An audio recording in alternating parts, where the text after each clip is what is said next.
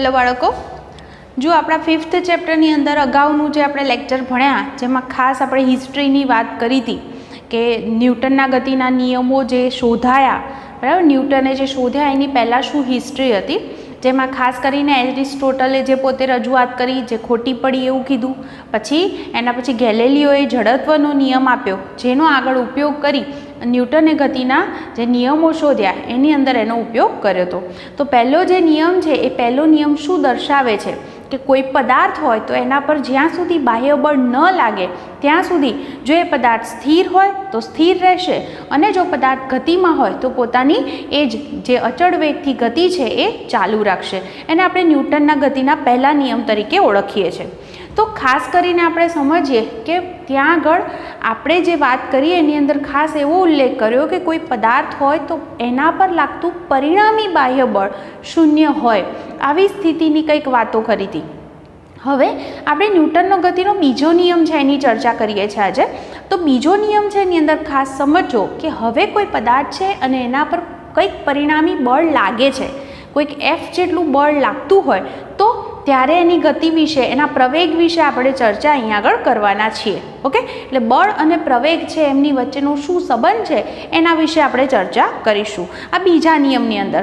પણ એ સમજતા પહેલાં હું એક બીજી રાશિ સમજાવું છું જેને કહેવાય છે વેગમાન, મોમેન્ટમ, જેને આપણે P વડે દર્શાવીએ છીએ. તો વેગમાન કોને કહેવાય? તો કોઈ પદાર્થનું દળ અને એના વેગનો ગુણાકાર. કોઈક પદાર્થ હોય તો એના દળ અને વેગનો ગુણાકાર કરો તો પરિણામી જે રાશિ મળે છે એને આપણે વેગમાન તરીકે ઓળખીએ છીએ. તો આવો મતલબ થયો કે પદાર્થ છે એનું દળ હું એમ કહું અને એનો વેગ v કહું તો આનો જે ગુણાકાર છે એને આપણે વેગમાન તરીકે ઓળખી શકીએ, અને આ પરથી એકમ વિચારો તો કિલોગ્રામ મીટર પર સેકન્ડ લખી શકાય. ઓકે, બીજી વાત કરીએ આપણે અહીંયા આગળ. જો હું એને સદિશ સ્વરૂપમાં દર્શાવું તો આપણે જાણીએ છીએ એ પ્રમાણે વેગ સદિશ રાશિ છે. તો વેગ સદિશ રાશિ છે માટે એવું કહી શકાય વેગમાન પણ સદિશ રાશિ થશે. તો હવે વેગમાન માટે હું તમને થોડીક બીજી વાતો કહું તો થોડું સમજતા જજો. દાખલા તરીકે આપણે એક ઉદાહરણ લઈએ કે એક કાર છે અને એક ટ્રક છે. ઓકે, કાર કરતાં ટ્રક ભારે છે એટલે એક ભારે વાહન ગણી શકાય. હવે તમારે એવું કરવું છે કે બંનેને એક સરખી ઝડપ પ્રાપ્ત કરે, સરખા સમયમાં સરખી ઝડપ પ્રાપ્ત કરે એવું કંઈક કરવું છે. એટલે કે તમે શું કરવા માંગો છો, બંનેને શું કરશો, તમે ધક્કો મારશો એટલે કે બળ લગાડશો. થોડુંક પોતાની બુદ્ધિ પ્રમાણે તમે ઇમેજિન કરી શકો, આ વસ્તુ સીધી વિચારી શકો કે કાર કરતાં જે પેલી ટ્રક છે એને ગતિમાં લાવવા માટે તમારે વધારે બળ લગાડવું પડશે. એનો સીધો મતલબ એમ થાય કે જો મારે ભલે ને બંનેની ઝડપ સરખી રાખવી હોય પણ બંનેના દળ અલગ અલગ છે, તો અલગ અલગ દળ હોય તો એનો અર્થ એવો થાય કે મારે બંનેને જે બળ લગાડવું પડશે એ અલગ અલગ લગાડવું પડશે, એક સરખું બળ લગાડાશે નહીં, હે ને? તો અહીંયા આગળ એક કિસ્સો આપણે એવો લઈ શકીએ. બીજું એ જ વસ્તુ પર વિચાર કરો કે કાર આવતી હોય એટલી જ ઝડપથી ટ્રક આવતી હોય, બંને સમાન ઝડપથી આવે છે, પણ અટકાવવી હોય તો તમારે કોને અટકાવવા વધારે બળ લગાડવું પડે? તો ટ્રકને. કેમ? કારણ કે એનું દળ વધારે છે. તો એનો અર્થ એવો થયો કે દળ વધારે છે તો એને અટકાવવા માટે લગાડવું પડતું બળ પણ વધારે થયું. તો તમને કંઈક બળ અને દળ વચ્ચે કંઈક સંબંધ હશે એવો એક વિચાર આવી શકે. ઓકે, બીજું એક વસ્તુ વિચારો કે કોઈક વ્યક્તિ છે એ ટાવર ઉપર ચડીને ઊભી છે અને ત્યાંથી બે પથ્થર ફેંકે છે. એક પથ્થર હલકો છે અને બીજો ભારે પથ્થર છે. તમને જો એવું કહેવામાં આવે કે તમે એ પથ્થરને પકડો તો તમે કયો પથ્થર પકડવાનું પસંદ કરશો? હલકો, હે ને? કારણ કે જે હલકો પથ્થર હશે એને તમે વધારે સહેલાઈથી પકડી શકશો.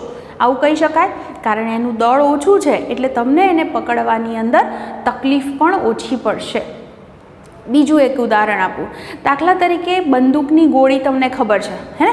બંદૂકમાંથી જ્યારે ગોળી છૂટે છે તો આપણે ખાસ મૂવીઝની અંદર અને એ રીતે જોતા હોઈએ છીએ કે ગોળી જો કોઈ વ્યક્તિને વાગી જાય તો એ વ્યક્તિ જે છે એની ડેથ પણ થઈ શકે છે, એ વ્યક્તિ મૃત્યુ પણ પામી શકે છે. આવું આપણે જોયું છે.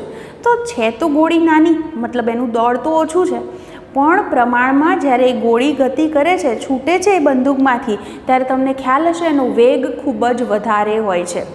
જો પહેલાં બે કિસ્સામાં મેં તમને સંબંધ સમજાવ્યો, એમાં બળનો સંબંધ દળ સાથે સમજાવ્યો, ખ્યાલ આવ્યો હશે. બીજી વાત કરું છું હવે કે હવે મેં બુલેટની વાત કરી, ગોળીની વાત કરી. તો ગોળી છે એનું દળ ઓછું છે, પણ જો એ બંદૂકમાંથી છૂટે છે તો એનો વેગ વધારે છે.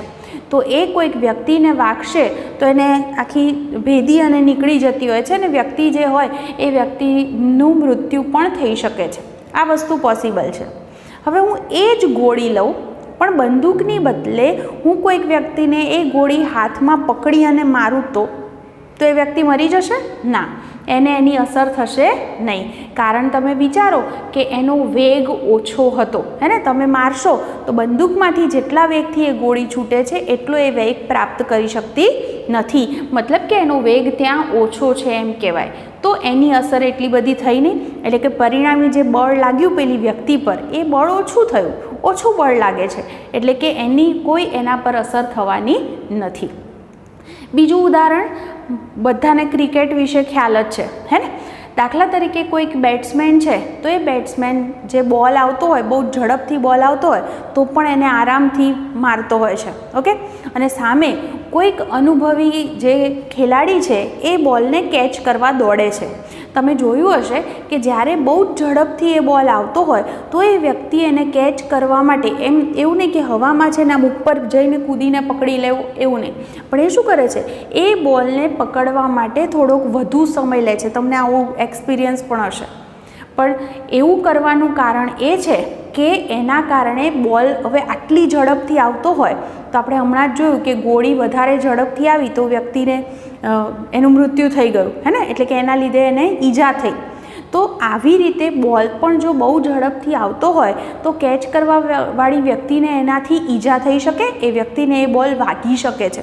એટલે પણ જો અનુભવી ખેલાડી હશે તો શું કરશે કે એ બોલને પકડવા માટે એ વધુ સમય લેશે, જેથી કરી અને એની અસર એવી થઈ જશે કે જે વ્યક્તિ હોય એને એનું નુકસાન થાય નહીં. એનો અર્થ એવો થયો કે આ બધી બાબતો પરથી એટલું તમે સમજ્યા હશો કે જે બળ જે છે એ બળ આ બધી રાશિ સાથે સંકળાયેલું છે. પદાર્થના દળની પણ અસર થાય છે એના પર, વેગની પણ અસર થાય છે, અને આપણે છેલ્લા કિસ્સામાં સમયની પણ વાત કરી તો એ સમયની અસર પણ એના પર થતી હોય છે. તો આ જે બધી બાબતો હતી એની અંદર આપણે થોડાક ઉદાહરણ જે સમજ્યા એ તમને અહીંયા આગળ ખ્યાલ આવ્યો હશે, ઓકે. હા, તો આના પરથી તમે આવું વિચારી શકો કે અહીંયા આગળ જો આપણે વાત કરવી હોય તો હું એક બીજું આવું વિચારી શકું કે દાખલા તરીકે મારી પાસે બે પદાર્થ છે, વિચારજો. એક હલકો પદાર્થ છે અને એક ભારે પદાર્થ છે. બંનેને મારે એવું કરવું છે, બંને પર હું એક સમાન બળ લગાડું છું. શું લગાડું છું? સમાન બળ, ઓકે. અને બંને સમાન સમયની અંદર વેગ સરખો પ્રાપ્ત કરે એવી મારી ઈચ્છા છે. તો શું થાય, હું બંને પર જો સમાન બળ લગાડીશ તો તમને ખબર જ છે કે સમાન બળ લગાડો તો શું થાય, હલકો પદાર્થ હોય એ વધારે વેગથી ગતિ કરે, હે ને. અને ભારે પદાર્થ હોય તો એનો વેગ કેવો થાય, ઓછો થાય. પણ એમનું જે વેગમાન છે એ સમાન થશે. જુઓ, વેગમાન એટલે હું ફરીથી મેં ભૂસી દીધું અહીંયા, હું ફરીથી લખું સૂત્ર, દળ અને વેગનો ગુણાકાર. તો જેનું દળ ઓછું હશે એનો વેગ વધારે હશે, અને જેનું દળ વધારે હશે એનો વેગ ઓછો હશે, પણ ગુણાકાર કેવો થશે, સમાન. કારણ મેં સમાન સમયમાં સમાન બળ લગાડ્યું છે. તો આ વસ્તુ જે છે એ ન્યૂટનના ગતિના બીજા નિયમ માટે બહુ જ જરૂરી એવી આ બાબત છે. હજી એકાદ ઉદાહરણ આપું. દાખલા તરીકે તમને આવો અનુભવ હોય કે તમે એક દોરડું હોય એના છેડે કંઈક બાંધી દો અને પછી તમે એને આમ ગોળ ગોળ ગોળ ફેરવો છો, હે ને.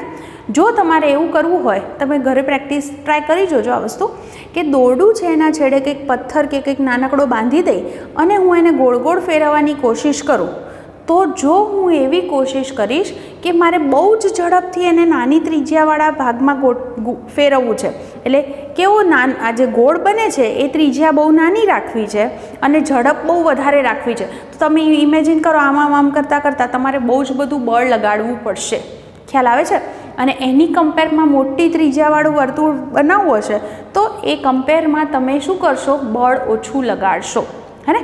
તો આ બધી વસ્તુ પરથી ન્યૂટનનો ગતિનો બીજો નિયમ છે એની રજૂઆત કંઈક આપણે આવી રીતે કરી શકીએ કે કોઈક પદાર્થ છે તો એ પદાર્થ પર જે એના વેગમાનમાં જેટલો ફેરફાર થાય છે એ એના પર લગાડેલા બળના સમપ્રમાણમાં હોય છે. કેમ વેગમાનનો ફેરફાર બોલું છું? કારણ કે વેગમાન એટલે દળ અને વેગનો ગુણાકાર. તો આપણે જોયું કે બળ લગાડ્યું તો એને કારણે પદાર્થ છે એ પદાર્થનો વેગ બદલાઈ શકે છે, હે ને? એટલે કે અને બીજું એ પણ જોયું કે હલકો પદાર્થ હોય તો વધારે વેગ પ્રાપ્ત કરે અને ભારે પદાર્થ હોય તો ઓછો વેગ પ્રાપ્ત કરે છે. તો આ બધા પરથી શું સાબિત થયું? તો એવું કહી શકાય કે પદાર્થ છે એના વેગમાનમાં થતો ફેરફાર એ એના પર લગાડેલા બળના સમપ્રમાણમાં હોય છે. અને આપણે ન્યૂટનના ગતિના બીજા નિયમ તરીકે ઓળખીએ છીએ. તો હું એને આવી રીતે લખી શકું. દાખલા તરીકે કોઈક પદાર્થનું દળ m છે, ઓકે, અને એ પદાર્થ છે એ ડેલ્ટા ટી સમયમાં એનો વેગ છે એ v થી બદલાઈ અને v પ્લસ ડેલ્ટા v જેટલો થયો. વેગમાં ડેલ્ટા ટી સમયમાં શું થઈ ગયો? વેગ v પ્લસ ડેલ્ટા v. એનો અર્થ કે વેગ બદલાય તો વેગમાનમાં પણ શું થશે? ફેરફાર. તો આપણે વિચારીએ તો p ઇનિશિયલ પ્રારંભિક વેગમાન કહું તો વેગમાનનું સૂત્ર મેં શું કીધું? દળ ગુણ્યા વેગ. તો દળ m હતું, વેગ કેટલો હતો? પ્રારંભિક વેગ v. અને ડેલ્ટા ટી સમયમાં હવે નવો વેગ પ્રાપ્ત કરે છે તો દળ ગુણ્યા નવો વેગ શું છે? v plus delta v. એટલે કે લખી શકાય mv plus m delta v. આ નવો થયો, આ નવું વેગમાન થયું, અંતિમ વેગમાન. આ પ્રારંભિક વેગમાન છે અને આ શું છે? અંતિમ વેગમાન. આટલું ખ્યાલ આવ્યો? તો માટે હું લખું કે વેગમાનમાં થતો ફેરફાર એટલે ડેલ્ટા પી કહેવાય. તો વેગમાનમાં થતો ફેરફાર કઈ રીતે વ્યાખ્યાયિત કરાય? અંતિમ વેગમાન ઓછા શું લખવું પડે મારે? પ્રારંભિક વેગમાન. અંતિમ વેગમાન એટલે શું? mv plus m delta v minus પ્રારંભિક વેગમાન શું હતું? mv. તો જુઓ આ બંને કેન્સલ થશે એટલે કે આપણે લખી શકીએ કે ડેલ્ટા પી બરાબર શું લખી શકાય? m delta v. અને મેં તમને હમણાં જ કીધું એ પ્રમાણે ન્યૂટનનો ગતિનો બીજો નિયમ શું કહે છે કે વેગમાનમાં થતો ફેરફાર એટલે delta P by delta T કોના સમપ્રમાણમાં છે? તમે જે બળ લગાડ્યું હોય એના સમપ્રમાણમાં. ચલે છેની નિશાની દૂર કરીએ તો આપણે અચળાંક લખી શકીએ. અને જો હું આની અંદર limit delta t tends to 0 લઈ લઉં તો ડેલ્ટા પી બાય ડેલ્ટા ટીને ડીપી બાય ડીટી લખી શકાય. તો માટે સૂત્ર મારી પાસે સાબિત થશે f બરાબર અચળાંક છે એની જગ્યાએ હું k લખું તો k ડીપી બાય ડીટી. તો આને શબ્દોમાં આ ન્યૂટનનો ગતિનો બીજા નિયમ તરીકે ઓળખાય છે. એને શબ્દોમાં બોલવું હોય તો એવું બોલી શકાય કે પદાર્થના વેગમાનમાં થતો ફેરફાર, ફેરફાર એટલે સમય સાથે થતો ફેરફાર બોલાય. તો એ ફેરફાર છે એ એના પર લગાડેલા બળના સમપ્રમાણમાં હોય છે. આને જે છે ન્યૂટનના ગતિના બીજા નિયમ તરીકે ઓળખવામાં આવે છે. અને આ નિયમ પરથી હું તમને સાબિત કરી આપું જે તમે આટલા વર્ષોથી બોલતા આવ્યા છો f બરાબર ma. તો એ સૂત્ર તમે અહીંયાથી સાબિત કરી શકો છો. જુઓ એક કામ કરીએ, અહીંયા આગળ કે જે છે એ સપ્રમાણતા અચળાંક છે એટલે હું અહીંયા સરળતા ખાતર k બરાબર 1 લઈ લઉં છું. તો f બરાબર મારી પાસે સૂત્ર થયું ડીપી બાય ડીટી. હવે યાદ કરો વેગમાન p બરાબર શું સૂત્ર સમજ્યા તમે? m ઇન્ટુ v સૂત્ર છે. તો m તો અચળ છે એટલે એમના એમ રાખશું અને કોનું વિકલન આવશે? ડીવી બાય ડીટી. વેગમાં સમય સાથે થતો ફેરફાર કઈ રાશિ આપે છે? પ્રવેગ. તો f બરાબર ma મળ્યું. એટલે કે પદાર્થ પર f જેટલું બળ લગાડવામાં આવે તો એમાં a જેટલો પ્રવેગ ઉત્પન્ન થશે. તો આ જે છે એ ન્યૂટનના ગતિના બીજા નિયમ તરીકે ઓળખવામાં આવે છે. તો અહીં સુધી જેટલી વાતો કીધી તમને ખ્યાલ આવ્યો હશે. પછી બીજી વાત હું આગળ જ કહું છું, પણ આ શું સમજ્યા તમે એક વખત ફરીથી સમજી લો.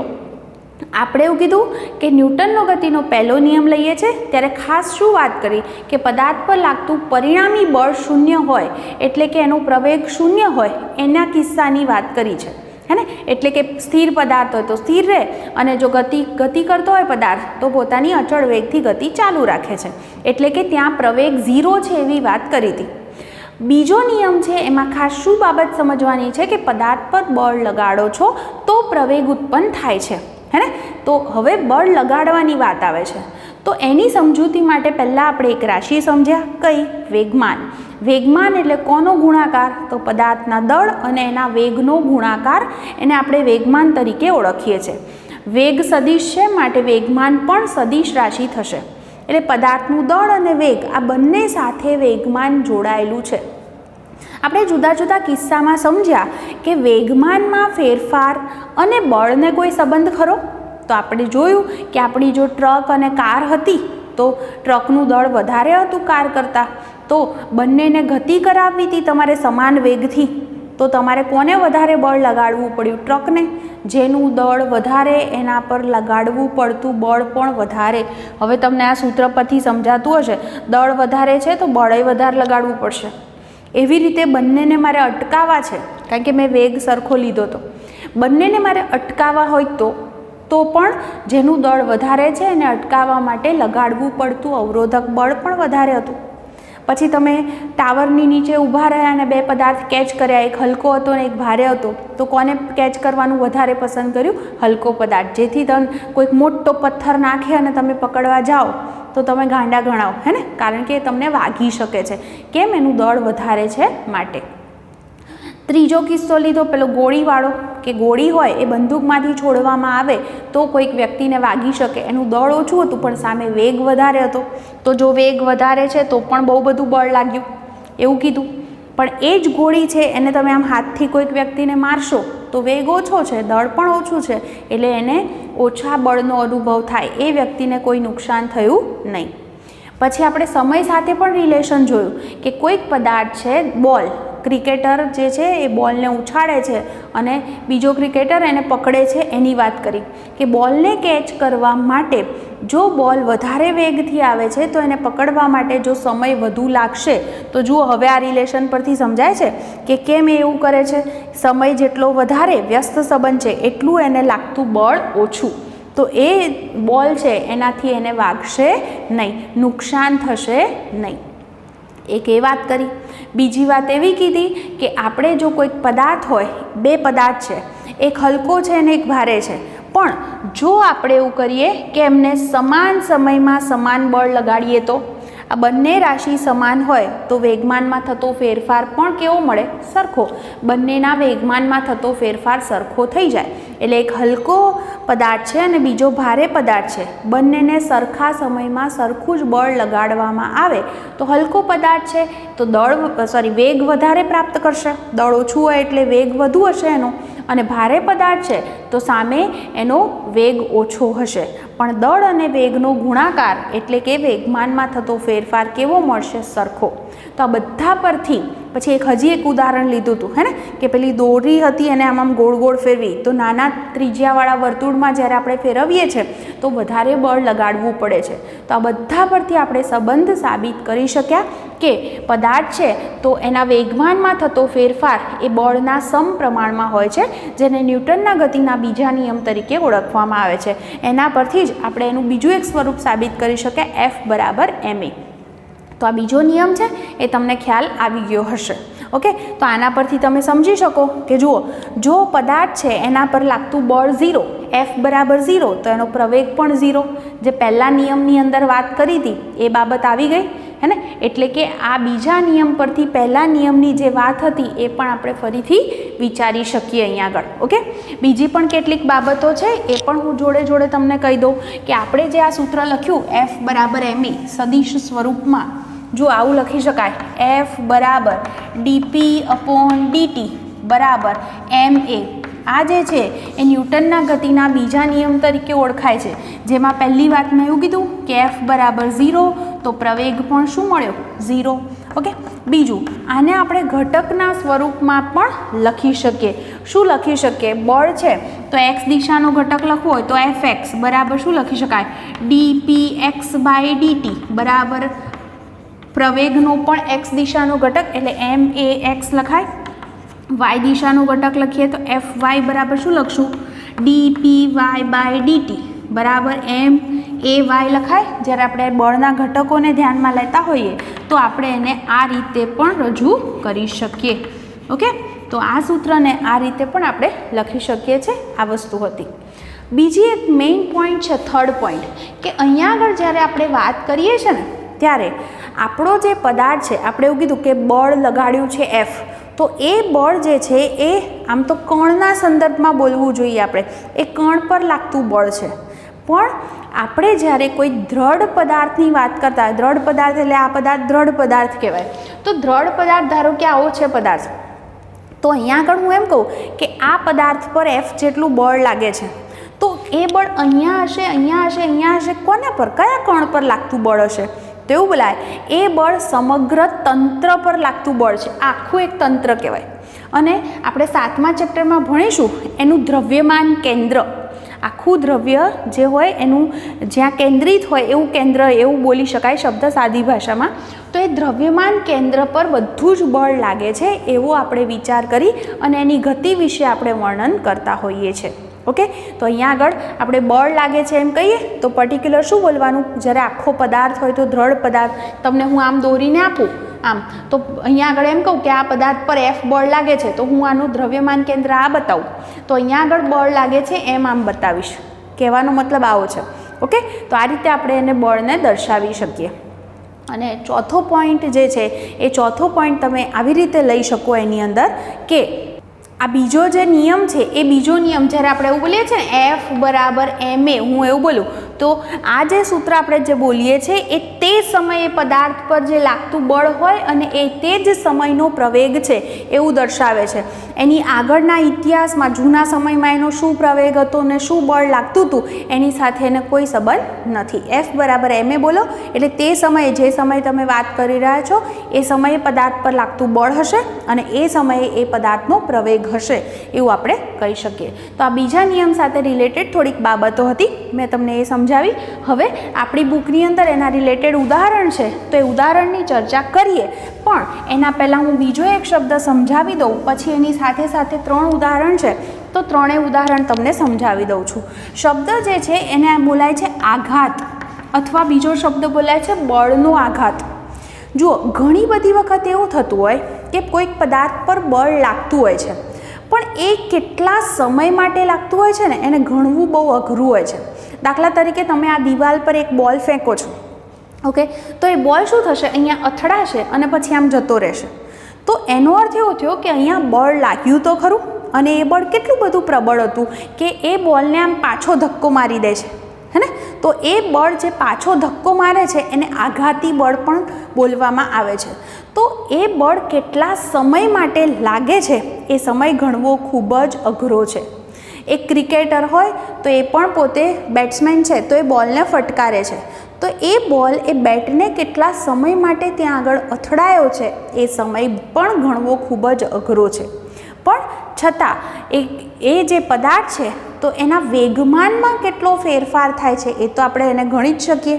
તો એ જે ફેરફાર છે એટલે કે બળ અને સમયનો ગુણાકાર એને આપણે બળના આઘાત અથવા આઘાત તરીકે ઓળખીએ છીએ. એટલે આઘાત એટલે શું? તો આવું લખી શકાય, બળ ગુણ્યા કોનો ગુણાકાર છે? બળ જેટલા સમય માટે લાગતું હોય આવું લખીશું, બળ લાગતું હોય તે સમય. આ બંનેનો શું છે? ગુણાકાર. એને આપણે બળના આઘાત તરીકે ઓળખીએ છીએ. અને આને જ આપણે બરાબર લખી શકીએ વેગમાનમાં થતો ફેરફાર. કારણ જુઓ, તમને સૂત્ર પરથી સમજાશે કે અહીંયા આગળથી જો તમે ડીપીને સૂત્રનો કરતા કરો તો લખી શકાય ને કે ડીપી બરાબર F × dt લખાય. તો આ વસ્તુ આ જ રજૂ કરે છે કે નહીં? બળ ગુણ્યા તે લાગતો હોય તે સમય, એ સમયગાળો બહુ જ સૂક્ષ્મ હોય, તો આ બંનેનો જે ગુણાકાર છે એ બરાબર શું મળ્યું? વેગમાનમાં થતો ફેરફાર. એને બળનો આઘાત અથવા આઘાત તરીકે ઓળખીએ છીએ. એનો એકમ શું થશે? Newton × second. ઓકે, એટલે ઘણી બધી વખત એવું છે કે આપણને ખબર ન હોય જેટલા સમય માટે એ બળ લાગે ને એને સંપર્ક સમય પણ બોલાય છે. તો એ આપણને સંપર્ક સમય ઘણી વખતે ખબર હોતો નથી. તો ત્યાં આગળ તમે બળ લાગતું હોય એ જાણતા હોય, બરાબર, તો એની મદદથી આપણે જો વેગમાનમાં થતો ફેરફાર જાણતા હોય તો સંપર્ક સમય કેટલો હશે એ પણ જાણી શકાય. બહુ સૂક્ષ્મ હોય તો પણ આપણે એની ગણતરી આ વસ્તુની મદદથી સમજી શકીએ. ઓકે, તો આ શબ્દ હતો બળનો આઘાત. હવે આના રિલેટેડ જે આપણા ઉદાહરણ છે એ ઉદાહરણ વિશે આપણે સમજીએ. ઉદાહરણ નંબર 5.2 જુઓ શું કહે છે રકમ. જુઓ, 0.04 કિલોગ્રામ દળ ધરાવતી અને 90 મીટર પર સેકન્ડની ઝડપથી ગતિ કરતી એક બુલેટ એક ભારે લાકડા, બુલેટ એટલે ગોળીની વાત છે, એક ભારે લાકડાના બ્લોકમાં પ્રવેશે છે અને 60 સેન્ટીમીટરનું અંતર કાપી અટકી જાય છે. બ્લોક વડે બુલેટ પર સરેરાશ અવરોધક બળ કેટલું હશે? તમને શોધવાનું શું કીધું છે? અવરોધક બળ. કેટલું બળ લાગ્યું અને એ અટકી ગઈ. તો આપણે ન્યૂટનના ગતિના બીજા નિયમનો ઉપયોગ કરીએ તો મારી પાસે સૂત્ર છે F બરાબર ma. જો આ પ્રવેગ પ્રતિપ્રવેગ હશે, જો પ્રવેગ ઉત્પન્ન થાય, F બળ લાગે, બરાબર, બાહ્ય બળ F લગાડું તો એ જેટલો પ્રવેગ ઉત્પન્ન થાય, પણ એ પ્રવેગ પ્રતિપ્રવેગ હોય, હે ને, તો એ બળ અવરોધક બળ હશે, એટલે કે એને શું કરશે? અટકાવશે. તો અહીંયા આગળ જો હું પ્રતિપ્રવેગ શોધી કાઢું તો એની મદદથી કેટલું અવરોધક બળ હશે એ આપણે ગણી શકીએ. તો હવે પ્રતિપ્રવેગ ગણવો હોય તો તમે અહીંયા આગળ એનું સૂત્ર જાણો છો. આપણી પાસે સૂત્ર છે ઓરિજિનલ v² - v0² = 2ad, હે ને. તો આપણી પાસે જે સૂત્ર છે, પહેલાં હું કિંમતો લખી નાખું. મને કઈ કઈ વસ્તુ આપી છે? પદાર્થનું દળ આપે છે 0.04 કિલોગ્રામ, પછી વેગ છે 90 મીટર પર સેકન્ડ, ઓકે. પછી બીજું શું આપે છે? 60 સેન્ટીમીટરનું અંતર કાપીને, એટલે ડિસ્ટન્સ d આપે છે 60 સેન્ટીમીટર, એટલે 0.6 મીટર લખી શકાય. અટકી જાય છે એટલે કે એનો અંતિમ વેગ જે છે એ અંતિમ વેગ કેવો થઈ જાય છે? 0, એવો અર્થ થયો. તો આ જે છે એને હું પ્રારંભિક વેગ લખી દઉં, અંતિમ વેગ શું થઈ જાય છે એનો? 0. તો મારે શોધવું છે શું? અવરોધક બળ. ચલો હવે કયા સૂત્રનો ઉપયોગ કરશો? v² - v0² = 2ad. અંતિમ વેગ 0 થાય છે, પ્રારંભિક વેગ હતો 90, 2 પ્રવેગ નથી ખબર, ડિસ્ટન્સ જે છે એ 0.6 છે. તો મને શું મળી જશે અહીંયાથી? પ્રતિપ્રવેગ. તો પ્રતિપ્રવેગ માઇનસ આવે એટલે પ્રતિપ્રવેગ થશે, તો શું થશે? -90²/2 × આ 0.6 ક્યાં જતા રહ્યા? છેદમાં. તો તમને જે છે એ પ્રવેગ મળી જશે મીટર પર સેકન્ડ સ્ક્વેરની અંદર, અને પ્રતિપ્રવેગ છે માટે સૂત્રની અંદર માઇનસ આવ્યું છે. માટે લખી શકાય કે અવરોધક બળ કેટલું હશે? તો અવરોધક બળ F બરાબર શું સૂત્ર લખશો? m × a. m છે 0.04 છે અને પ્રવેગ તમે આ શોધ્યો હશે, એટલે આની મદદથી કેટલું અવરોધક બળ છે, બળનો એકમ ન્યૂટન, એ તમને અહીંયા આગળથી મળી જશે. ઓકે, સિમ્પલ જ છે ગણતરી, તો તમે અહીંયા આગળ એ લખી શકો છો. ઓકે, અને એ બળ જે મળશે તો એ બળ જે હોય એની વેલ્યુ હું તમને અહીંયાથી જોઈને જ લખી દઉં. અહીંયા 6750 આવે છે આનો આન્સર, અને બળ જે છે એ 270 ન્યૂટન જેટલું આવે છે. ઓકે, અહીં આગળ આપણે એવું ધારી લીધું છે કે આ જે છે એ અવરોધક બળ અચળ છે, પણ એકચ્યુઅલી એવું હોતું નથી. બ્લોક જે છે એ લાકડાની અંદર, ગોળી છે એ લાકડાની અંદર ઘૂસી જઈને આટલું અંતર કાપે છે, એટલે ત્યાં સુધીમાં જે અવરોધક બળ હોય એ એક સમાન ખરેખર હોતું નથી. તો સિમ્પલ દાખલો હતો, આ રીતે તમે એને ગણી શકશો. હવે નેક્સ્ટ 5.3, m દળના પદાર્થની ગતિનું સમીકરણ આપે છે y = ut + 1/2 gt². તો એમ કે છે કે પદાર્થ પર લાગતું બળ શોધો.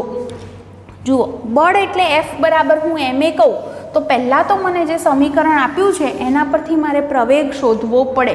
તો તમે જાણો છો કે તમને જો સ્થાન આપ્યું હોય તો સ્થાનાંતરનું સમય સાપેક્ષ વિકલન કરવાથી વેગ મળે, વેગનું વિકલન કરો એટલે શું મળે? પ્રવેગ, હે ને. તો પહેલાં પ્રવેગ શોધી કાઢીએ. પહેલાં મને સમીકરણ આપ્યું છે, હું લખું y બરાબર શું આપે છે? ut + 1/2 gt². ચલો પહેલાં આપણે શું કરશું? આનું વિકલન કરો. તો પહેલું આનું વિકલન કરો તો dy/dt કરીએ તો મને વેગ મળે, એટલે હું એને v લખી નાખું છું. તો d/dt ઓફ y ની વેલ્યુ શું? ut + 1/2 gt². t સાપેક્ષ જ વિકલન કરવાનું છે, g પણ અચળ, u પ્રારંભિક વેગ છે એટલે એ પણ શું હોય? અચળ. જુઓ અહીંયા પહેલા પદમાંથી વિકલન કરો, u એમના એમ, tનું t સાપેક્ષ વિકલન dt/dt શું થઈ જાય? 1 + 1/2 g એમના એમ, t² છે એનું વિકલન કરો તો ઘાત આગળ આવશે અને એક ઘાત ઘટી જશે, એટલે 2 હાથથી ઘાત, એની બદલે tની એક જ ઘાત રહેશે. 2 અને 2 કેન્સલ થશે, એટલે કે મારી પાસે સૂત્ર થશે v = u + gt. આ વેગનું સૂત્ર થયું. હવે મને તો પ્રવેગ જોઈએ છે, તો પ્રવેગ માટે વેગનું ફરી પાછું સમય સાપેક્ષ શું કરવું પડે? વિકલન. તો આનું વિકલન કરું d/dt ઓફ u + gt. હવે પહેલું પદ જુઓ, યુનું વિકલન કરો, પ્રારંભિક વેગ, સમય બદલાય પણ પ્રારંભિક વેગ બદલાય નહીં. એનો મતલબ સમય સાથે એમાં કોઈ ફેરફાર થવાનો નથી. વિકલન એટલે ફેરફાર, તો એ ફેરફાર 0 છે એમ લખાય. પ્લસ g અચળ અને tનું t સાપેક્ષ વિકલન શું થાય? 1. मतलब કે મારો જવાબ આવ્યો પ્રવેગ બરાબર g, હે ને? તો હવે મારી પાસે જે સૂત્ર છે F બરાબર ma, એમાં પ્રવેગની કિંમત હું g મૂકી દઉં તો આ સૂત્ર કોનું મળ્યું? માટે લખી શકાય આ બળ કયું બળ છે? F બરાબર mg એટલે ગુરુત્વ પ્રવેગ હોય તો એ બળ કયું હોય? ગુરુત્વાકર્ષી બળ છે. તમને ઓળખવાનું કીધું હતું કે આ જો સૂત્ર હોય તો એ બળ કયું હશે, હે? તો એ બળ કયું હશે? ગુરુત્વાકર્ષણ બળ. સિમ્પલ દાખલો છે, લખી લેશો. હવે 5.4 જુઓ, એની અંદર એમ કે છે હવે કે એક બેટ્સમેન બોલને તેની 12 મીટર પર સેકન્ડની પ્રારંભિક ઝડપને બદલ્યા સિવાય સીધો બોલરની દિશામાં પાછો ફટકારે છે. મતલબ પ્રારંભિક જે ઝડપ છે એ જ અંતિમ ઝડપ છે, પણ બોલ આવતો તો ધારો કે આમ આવતો હોય તો આમ જાય છે, એટલે વેગની શું બદલાય છે? ખાલી દિશા, મૂલ્ય બદલાયું નથી. હવે કે છે જો બોલનું દળ 0.15 કિલોગ્રામ હોય તો બોલ પર લાગતો આઘાત શોધો. બોલની ગતિ છે એને આપણે સુરેખ ધારવાની છે. જુઓ, તમે આ રીતે વિચારી શકો કે દાખલા તરીકે બેટ્સમેન છે, સુરેખ ગતિ કરે છે બોલ, એવું કીધું છે, આ વાંકો ચૂકો કોઈ ખૂણે આવતો નથી. તો તમે એવું વિચારી શકો કે બોલ છે એ ધારો કે આ દિશામાં આવ્યો, હે ને? આ એનો ઇનિશિયલ વેગ છે આમ. હવે એ અહીંયા આગળથી અથડાય છે અને પછી એ જ દિશામાં આમ પાછું ફરે છે, એટલે વી ફાઇનલ પણ આ જ દિશામાં છે. પણ તમને મૂલ્ય બંનેના કેવા કીધા છે? સરખા, પણ ખાલી દિશા ઉલટાશે. એટલે આપણે ધારી લઈએ કે ધારો કે બોલ આમ આવે છે એટલે આમ જતો હોય એટલે ઋણ x દિશા થઈ. તો ઋણ x દિશામાં ગતિ કરતો હોય તો અથડામણ પછી બોલ કેવી દિશામાં ગતિ કરશે? ધન x દિશામાં. એટલે વેગની માત્ર શું બદલાય છે? દિશા. તો લખી દઉં અહીંયા આગળ કે ધારો કે બોલ જે છે પ્રારંભિક ઋણ x દિશામાં ગતિ કરે છે, જે અથડામણ બાદ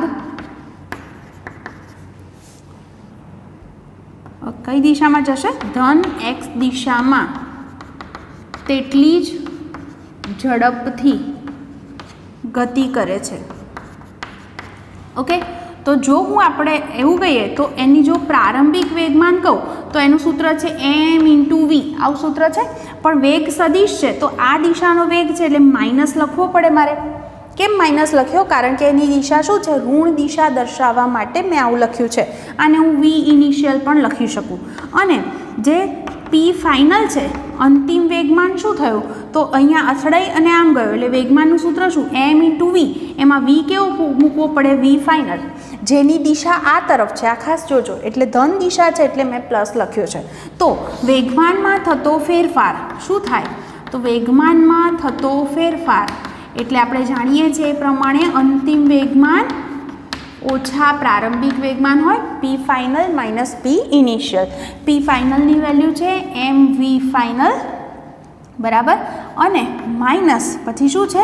માઇનસ mv ઇનિશિયલ. ઓકે, મેં અહીંયા આગળ નિશાની લઈ લીધી છે દિશા દર્શાવવા માટે, એટલે ઉપર સદિશ ન કરીએ તો ચાલે, કારણ કે પ્લસ માઇનસ દર્શાવવા માટે આપણે ત્યાં આગળ એની વેલ્યુ લઈ લીધી છે. તો માઇનસ માઇનસ કેવા થઈ જશે? પ્લસ. ઓકે, એટલે અહીંયા પ્લસ થશે તો m કોમન લઈ લો અને v જે છે v ઇનિશિયલ ને v ફાઇનલ સરખા છે એટલે 2mv થશે. કારણ લખી દો v ઇનિશિયલ બરાબર કેવા છે? v final. હવે m અને v ની વેલ્યુ મૂકી દો, હે ને? તો m અને v ની વેલ્યુ શું છે એ જુઓ. m જે છે એ દળ શું હતું? 0.15 કિલોગ્રામ, હે ને? અને વેગ જે છે એ શું હતો? 12. એનો મતલબ જવાબ થશે 3.6 ન્યૂટન × સેકન્ડ. વેગમાનમાં થતો ફેરફાર બરાબર શું લખીએ છીએ આપણે? બળનો આઘાત. તો વિચારી શકો છો કે આ જે છે જેટલા સમય માટે બળ લાગતું હશે એ સમયગાળો ખૂબ જ નાનો છે, જે ગણવો ખૂબ જ મુશ્કેલ છે. પણ વેગમાનમાં કેટલો ફેરફાર થાય છે એના આધારે આપણે બળનો આઘાત ગણી શકીએ છીએ. તો આજે આપણે જે બીજા નિયમ વિશે ચર્ચા કરી છે, બહુ ધ્યાનથી ફરીથી એને આખો વાંચી લેજો અને સમજી લેજો. ઓકે, નેક્સ્ટ ટાઈમ આપણે થર્ડ નિયમ વિશે પણ વાત કરીશું.